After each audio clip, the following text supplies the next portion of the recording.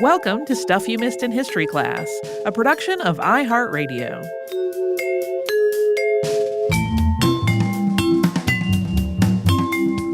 Hello and welcome to the podcast. I'm Tracy V. Wilson. And I'm Holly Fry. Today we are going to talk about Horace Walpole, author of The Castle of Otranto, which is often cited as the first Gothic novel. Although, as is the case with everything, there are all kinds of precursors that a person could point to that have some elements of the Gothic. In addition to writing a novel that treated a foreboding castle almost as a character on its own, Horace Walpole also spent a chunk of his life turning the villa he bought in Twickenham into a Gothic-style castle of his own. So he helped launch both Gothic literature as a genre and a Gothic revival in architecture. This was an accidental two-parter. Honestly, it was clear to me just in the bookmarking my sources process that it was probably going to wind up being two parts. A whole lot happened in his life. I found a lot of it really interesting. Most of the Gothic stuff is going to be in part 2. So if you're in a particularly Halloween-y mood, most of that is in the next episode. There you go. Horace Walpole was born on September 24th, 1717, and his parents named him Horatio, but he always liked the name Horace better. The family was not part of the nobility, but they were well-established, prominent, and influential. Horace's mother, Catherine Shorter, was from a merchant family who had made their money in Baltic timber. His father has come up on the show before in our episode on the South Sea Bubble. He was Robert Walpole, who would later be named first Earl of Orford. Although the title Prime Minister was not being used in the UK at that point, Robert Walpole started carrying out what was basically that role when Horace was about 3, and that continued for more than 20 years. Horace was the last of Catherine and Robert's children, and he was 11 years younger than his brother Edward, who is the next oldest sibling. I think he might have had at least one sibling who was born in that period who died as a baby, but I had some trouble actually confirming that. Catherine and Robert's marriage had started out happily, but in the years after Edward's birth, it had become increasingly strained. By the time Horace was born, Catherine was fulfilling the basic persona of the wife of a high-ranking member of the British government, but it was basically an open secret that she and Robert were living almost completely separate lives and that both of them were having affairs. Meanwhile, in the words of biographer Dorothy Margaret Stewart, Horace was a, quote, fragile, dark-eyed elf of a child, and he was so thin that people were constantly commenting on it. And in that way, he did not physically resemble Robert at all. So this gap between him and his older siblings and the state of his parents' marriage and the fact that he did not look like his father led to rumors that he was really the son of Carr, Lord Hervey, who was a member of Parliament for Bury St. Edmunds. One source of this rumor was Lady Mary Wortley Montagu, whose granddaughter, Lady Louisa Stuart, revived it in memoirs that she wrote after Horace Walpole's death. Mary Wortley Montagu was very close to Maria Scarrett, who Robert had a years-long affair with and who he married after Catherine's death. Horace, though, never really expressed any questions or doubts about his parentage, and it's not clear whether he even knew that this rumor was floating around. Robert also didn't really treat him as though he thought Horace might really be somebody else's child. And Dorothy Margaret Stewart noted that while Horace might not have looked like Robert, he did look like Lady Mary Churchill, who was Robert's daughter with Maria Scarrett. So maybe there was a family resemblance, just not the one that people were expecting. Sometimes genes express differently in different children. As the baby of the family, whose health was described in terms like sickly and fragile, Horace was really doted on by his mother. For a while, he was tutored along with some of his cousins, and then in April of 1727, at the age of 9, he left home to start school at Eton College. Eton is a prestigious school, but like other British boarding schools of the era, its culture was built on hazing and bullying. In other words, it was the kind of place that could be really inhospitable to a child who was chronically ill and had spent the first years of his life being coddled by his mother. Horace may have had some protection from this thanks to the fact that his father was one of the most powerful people in the British government. But he also formed tight friendships with three other boys, Thomas Gray, Thomas Ashton, and Richard West. Horace made other friends at school too, and he was particularly close to his cousin, Henry Seymour Conway, who was also at Eton. But these four boys formed a particularly close group that they called the Quadruple Alliance. They all looked after each other. They all supported each other. They cultivated their mutual love of reading and writing, literature, and verse. Thomas Gray would go on to be one of the most well-known and important British poets of the 18th century. Folks may know him from Elegy Written in a Country Churchyard, which was for sure an English class staple when I was in high school. That's the one that starts, "The curfew tolls the knell of parting day. The lowing herd winds slowly o'er the lea. The plowman homeward plods his weary way and leaves the world to darkness and to me." Walpole's father intended for him to study law and entered him into Lincoln's Inn, one of the 4 inns of court. But Horace did not care for law, so he never actually went. In 1734, after finishing at Eton, he went on to King's College, Cambridge.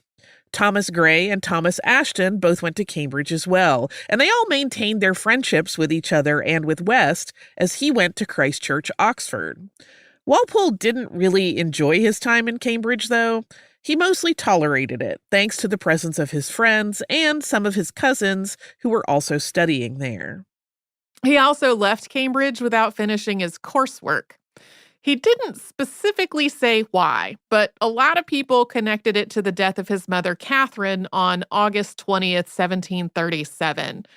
It is possible that this was a factor, and he did take some long breaks from Cambridge, but he didn't formally withdraw until more than a year and a half after she died. Horace was truly devastated by his mother's death, which isn't surprising considering how close they were. Some of the people who knew him described him as never quite the same again. Another layer to this was that Horace's father really didn't seem to be affected by Catherine's death at all. Within about 6 months, Robert had married Maria Scarrett in a lavish ceremony. As we said earlier, he and Maria had been having an affair for years, and they had already had 2 daughters together, one of whom died in childhood. But Maria also died in June of 1738, following a pregnancy loss. Later on, Robert secured a patent of precedence for their one surviving daughter so that she could be recognized as the daughter of an earl. From that point, she was known as Lady Maria Walpole, and then Lady Maria Churchill after getting married. And that was the person people thought Horace looked like.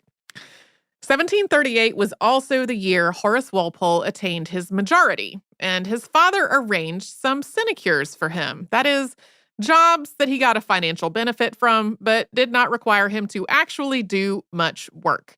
He was named Usher of the Exchequer, Controller of the Pipe, and Clerk of the Estreats, which were transcripts of records. As an example of what kind of work these appointments involved, as Usher of the Exchequer, Horace Walpole was responsible for shutting the gates of the Exchequer building and making sure that the clerks who actually worked there had enough paper and sand and ink and scissors and stuff like that. Basically what we would consider a really low-level, entry-level kind of job, except it paid grown-up wages. Yeah, you didn't even have to go to work every day necessarily. Walpole seems to have had at least some self-awareness about the inequity involved in this whole setup. Later in his life, there was an investigation into this system, and he wrote at length about these positions and the people who held them. He wrote in part, quote, "Patent places for life have existed from time immemorial, by law, and under all changes of government." He who holds an ancient patent place enjoys it as much by law as any gentleman holds his estate, and by more ancient tenure than most gentlemen hold theirs, and from the same fountain only of ancienter date than many of the nobility and gentry hold their estates, who possess them only by grants from the crown, as I possess my places, which were not wrung from the church and in violation of the intention of the donors, as a vast number of estates were, nor can I think myself as a patent placeman a more useless or a less legal engrosser of part of the wealth of the nation than deans and prebendaries, who fatten on Christianity like any less wholly incumbent of a fee. While there are distinctions of ranks and unequal divisions of property, not acquired by personal merit, but by birth or favors, some will be more fortunate than others. The poor are most entitled to complain, but an archdeacon or a country gentleman has very little grace in complaining that any other unprofitable class is indulged by the laws in the enjoyment of more than an equal share of property with the meanest laborer or lowest mechanic. He went on to say, quote, having said this with the confidence that does not misbecome a legal possessor, I am far from pretending to any other plea, much less to any merit in myself. A tender parent lavished riches on me greatly beyond my desert, of which I am so little conscious in myself that if the distress of the public require a revocation of gifts bestowed by the crown in its splendor, I know no man who can plead fewer services to his country or less merit in himself than I can. He also seems to have tried to avoid the various ways these positions could be involved in corruption. Like if some politician was suggesting he might get paid a little extra or tried to withhold his pay to get him to do something, he generally just ignored it and went on with his very minimal work.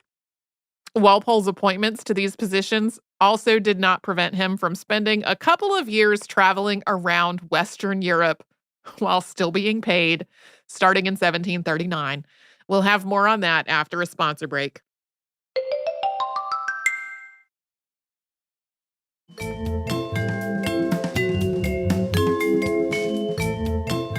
It's possible that Horace Walpole was motivated to get away from England in 1739 because he had just been through some kind of a breakup. Thomas Gray wrote him a letter the year before in which he expressed surprise about Walpole's news. He doesn't say specifically what the news was, but it's really clear from the language that it was a relationship with a woman. Gray frames all of this as, quote, of all likely things, the last I should have believed would come to pass. And in the letter, he also wishes his friend joy. It is not clear who this relationship might have been with. There's some speculation that it was one of his cousins on the Conway side. When Horace set out for his grand tour of the continent in 1739, Thomas Gray went with him. While these two men had been friends for years, there was a huge disparity between them in terms of their family's wealth and position. Horace's father was essentially the prime minister, and Horace had been given positions that were providing him with an income of about £900 a year, which was enough for him to live on and to travel on his own money. These kinds of comparisons are always really messy and inexact, but this would be an equivalent to very approximately £106,000 or $140,000 today.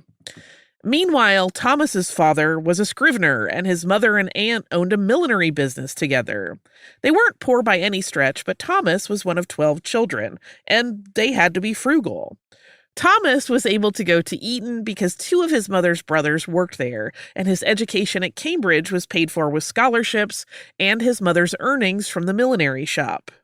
Before leaving, Walpole secretly wrote out a will that would leave everything to Gray if he died during their journey.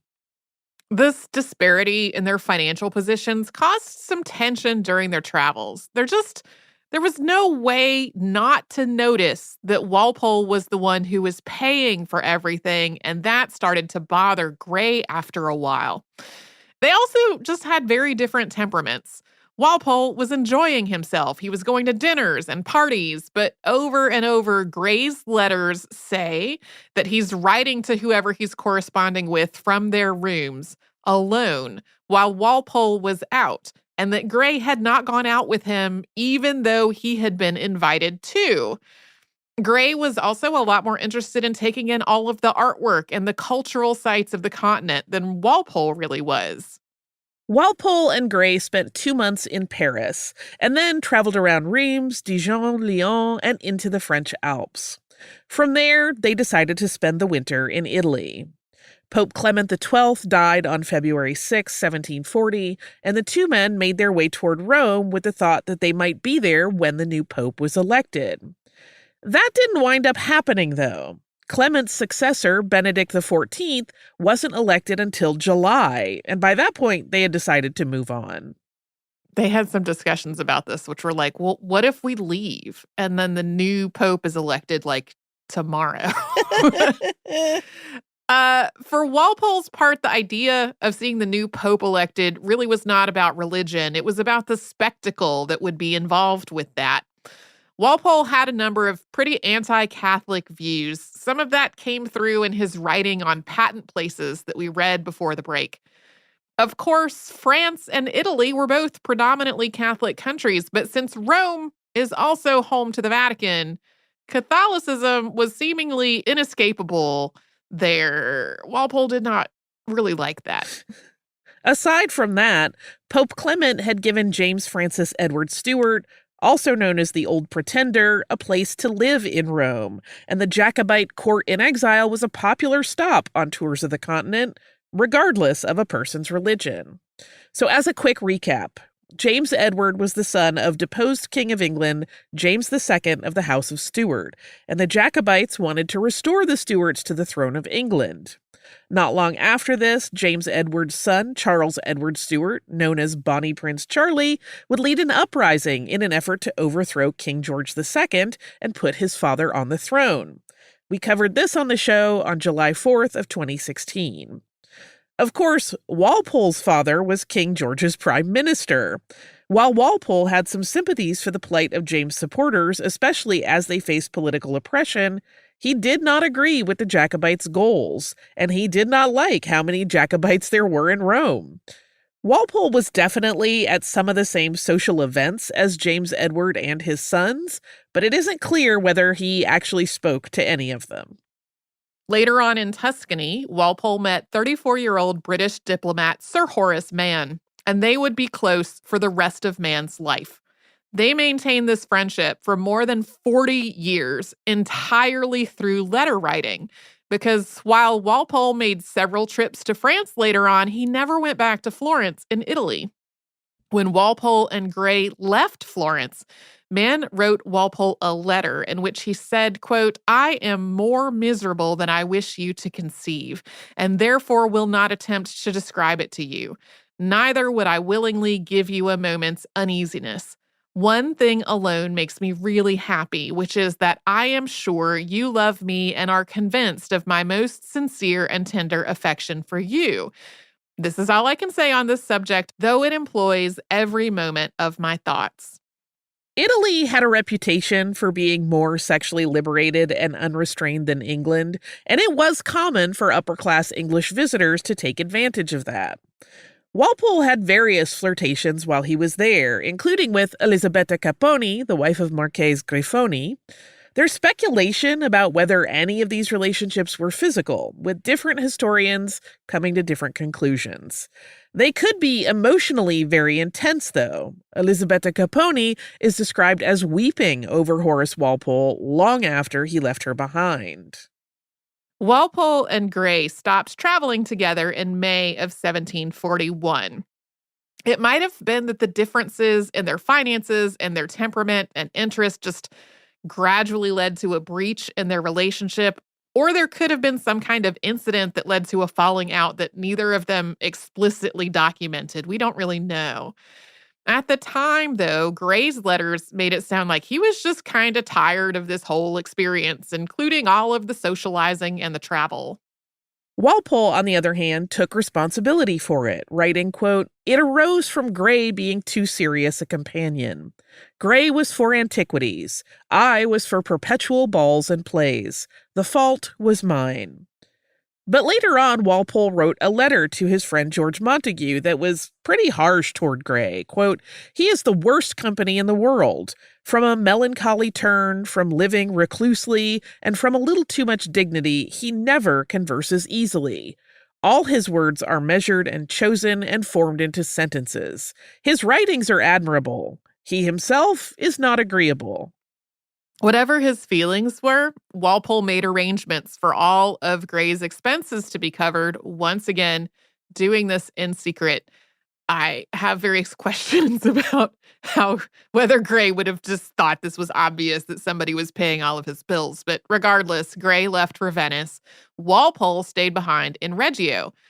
It is possible that Walpole thought this was just kind of a temporary disagreement and he'd be able to go to Venice and catch up with Gray, but he got sick and that became impossible. It started out with an attack of tonsillitis, and from there, Walpole became very ill and nearly died. He had gone without medical care for some time. This was probably a combination of underestimating how sick he really was and also not trusting the local doctors. Eventually, Henry Pelham Clinton, the Earl of Lincoln, and his tutor, Joseph Spence, got help for Walpole, including sending for a doctor they personally knew and could vouch for. Once he had recovered, Walpole started making his way back to England. He arrived in London on September 14th, 1741. And we'll talk more about that after we pause for a sponsor break.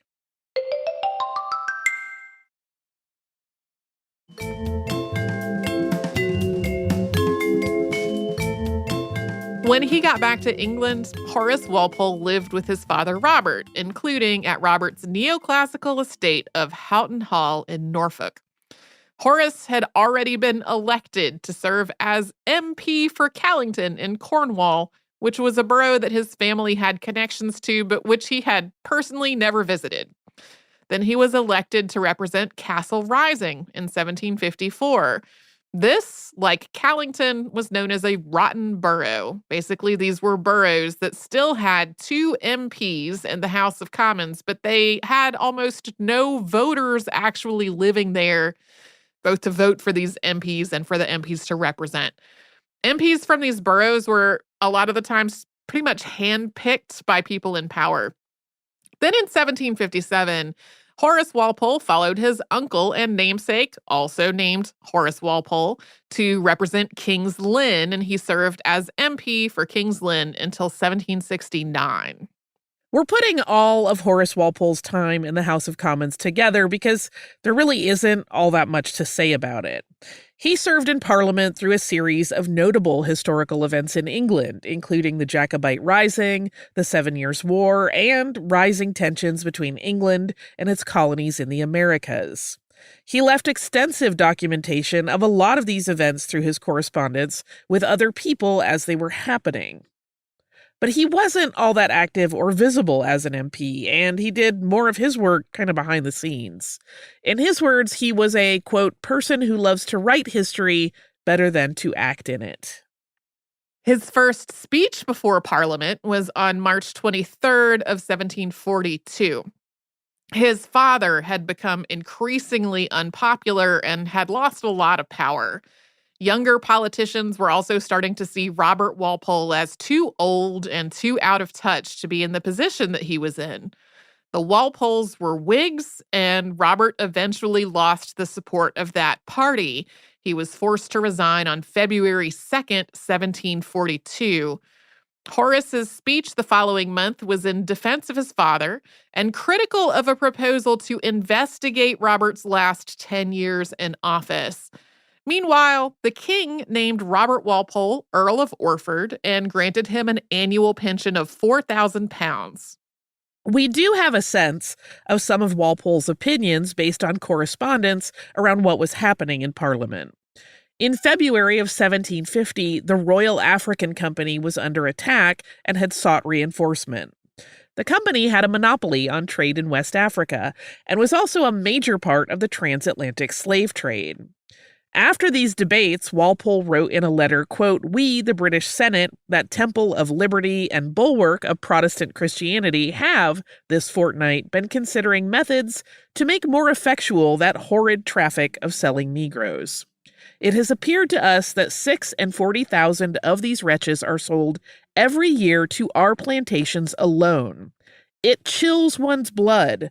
I would not have to say I voted for it for the continent of America.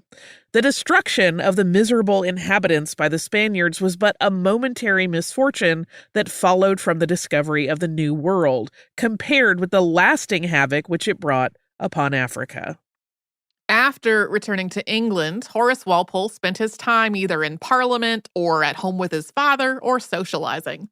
And he also devoted more and more time to reading and writing and studying art and acquiring items for what would become extensive personal collections. In the words of Leonard Benton Seeley in a collection of Walpole's letters, quote, "Walpole found in art and literature the chief employment of his serious hours. His reading was extensive, the most solid portion of it being in the regions of history and archaeology. More engrossing than his love of books was his passion for collecting and imitating antiquities and curiosities of all kinds. His ample fortune furnished him with the means of indulging these expensive pursuits."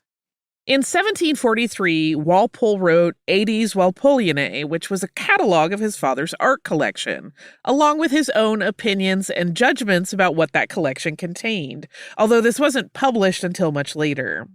In 1779, Walpole's nephew sold much of this art collection to Catherine the Great, something that the British Museum tried to stop, and many of the paintings are still part of the collection at the Hermitage Museum.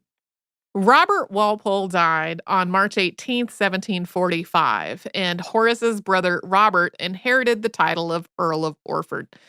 Horace inherited a house and some property, as well as a lot of debt. Once all of that was settled, though, he had a total income of roughly £3,000 a year. With all of those same caveats as before, you can imagine this as being roughly equivalent to £350,000 a year or $456,000 a year. That amount changed at various points for various reasons, but it was always enough for Horace Walpole to basically be very comfortable and do whatever he wanted. In 1745, he also reconciled with Thomas Gray. The Jacobite Rising of 1745 started later that year, something that Walpole chronicled in his letters, although since he wasn't personally involved, he was getting his information from the same sources as everyone else. So his letters were often behind what was actually happening and reflected whatever misinformation was floating around. A lot of his own fears during this time were about what would happen to him if the Jacobites were successful, since his own position and income were tied to the monarch and the government they were trying to overthrow. We said earlier that in some ways he was sympathetic to the Jacobites, and that continued to be true as the leaders of the uprising were tried and hanged in 1746.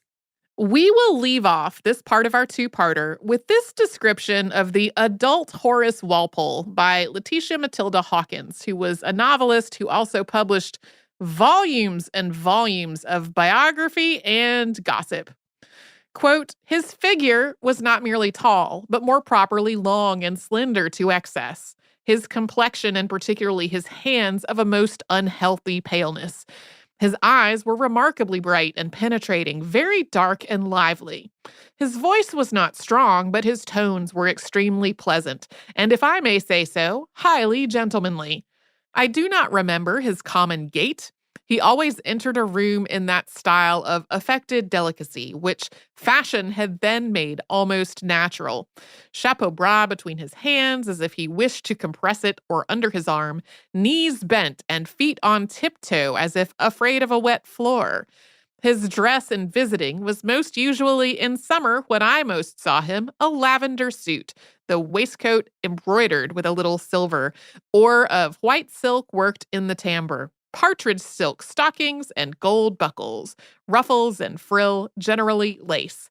I remember when a child thinking him very much underdressed, if at any time, except in mourning, he wore hemmed cambric. In summer, no powder, but his wig combed straight and showing his very smooth, pale forehead and queued behind.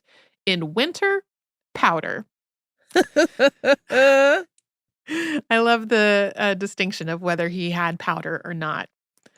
So yeah, that's where we're going to leave off on Horace Walpole today. We will get to all of the castles next time and all of the Gothic literature and all of that. In the meantime, do you have a bit of listener mail for us? I do. I have listener mail from Annabelle, and I'm not going to read the actual email because it does include a lot of, sort of personal and professional detail, but it is on a subject that we get emails about fairly often. So I just kind of wanted to speak more generally about it. Annabelle wrote about being a freelance historian who's just graduated and wanting to know about basically job opportunities. So first of all, on our show, Holly and I do not hire like interns or research assistants or positions like that. We get a lot of resumes and stuff like that from folks who are interested in possibly researching or writing or otherwise working for the show. iHeart sometimes does have like production internships, but those would not necessarily be working with our show specifically in any way. They would be folks who are doing sort of audio production, editing, stuff like that, possibly for a lot of different shows across the network, not necessarily ours. In terms of things a person can do with a history degree, Annabelle wrote from the UK, and I'm just going to confess, boy, do I have no idea of how to get a job in the UK. I think at this point, I barely know how to get a job in the United States because I have been doing this job for so long that I have not tried to find a job in almost 20 years.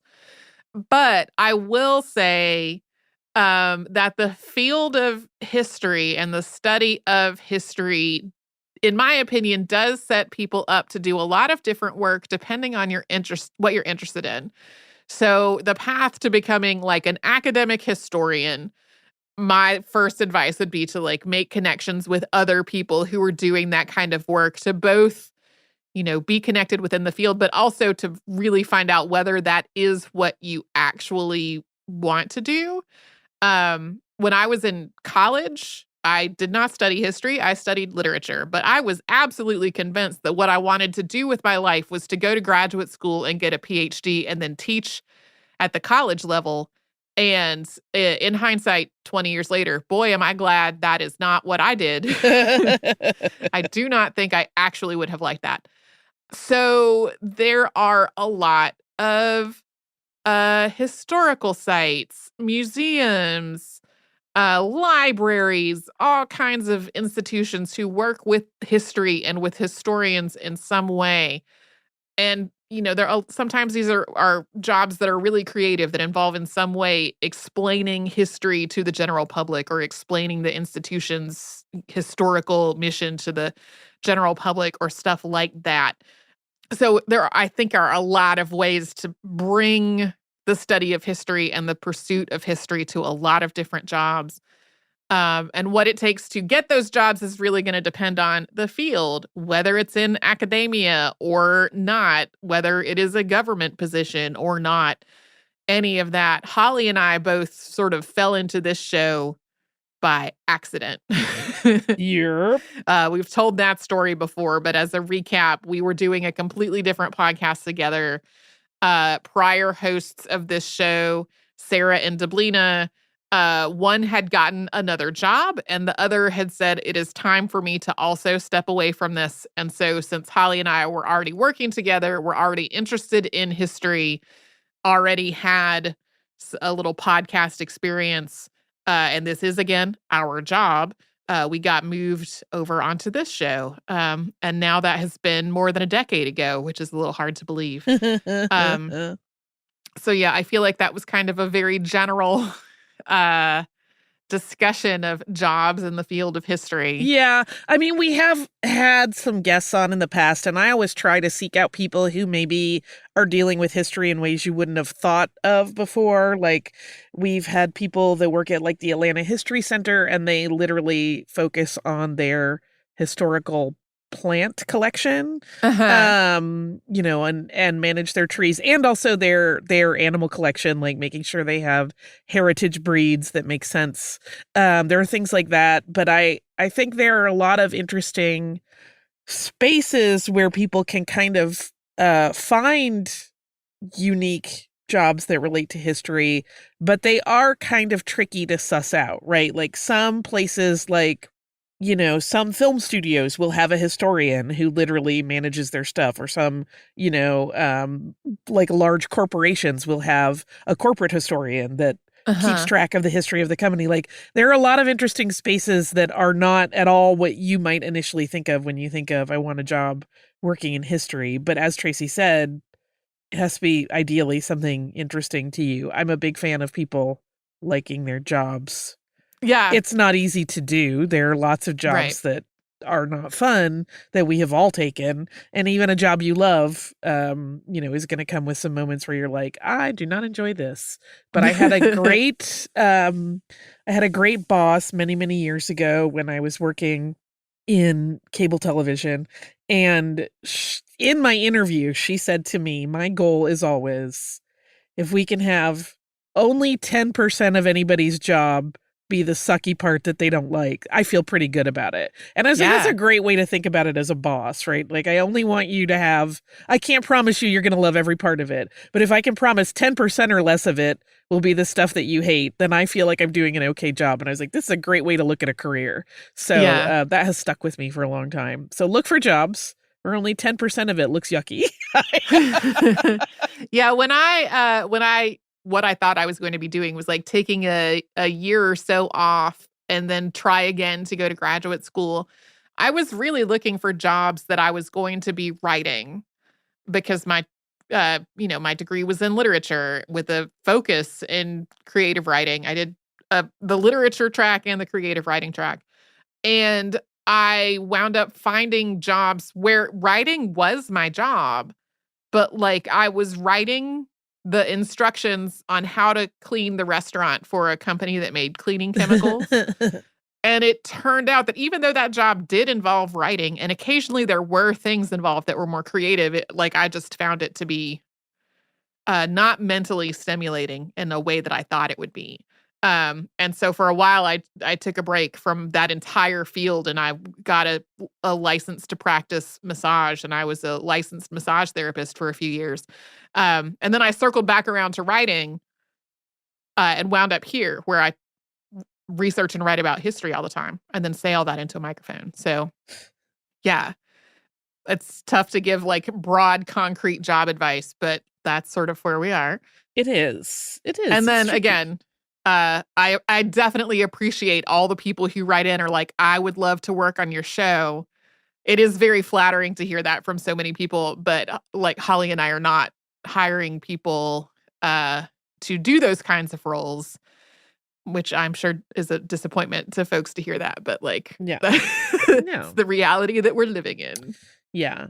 I also always feel like I'm a bad person to give job advice in general because I have never had a clear vision. Uh-huh. I am a brass ringer. I see an Yeah. opportunity that's interesting and I'll jump on it. But I've never Right. been like, my next step is, My 5-year plan. I'm like, I'm going to do this until I don't like doing this anymore. And then we'll see what's up. yeah. And also, I think that's informed because there have been jobs that I had that I thought were going to be amazing. Right. And I hated them. Yeah. Yeah. And vice versa. There have been jobs I thought, I'm getting this job just to like subsist while I figure out what my next step is. And then I'm like, oh, I actually am pretty happy in this job. And I actually really like this stuff that I do. And maybe I Yeah. could make a life here. So, it changes. You never know. Yeah. So yeah. That's the worst career advice anybody could ever give, I think. Yeah, I don't know. Just kind of hang out, wait. Yeah. So anyway, if you'd like to send us a note about this, if you have job advice you want us to read on the air, maybe we will, maybe won't. We'll see. But you can send that to us at historypodcast@iheartradio.com. You can also subscribe to the show on the iHeartRadio app or wherever else you like to get your podcasts.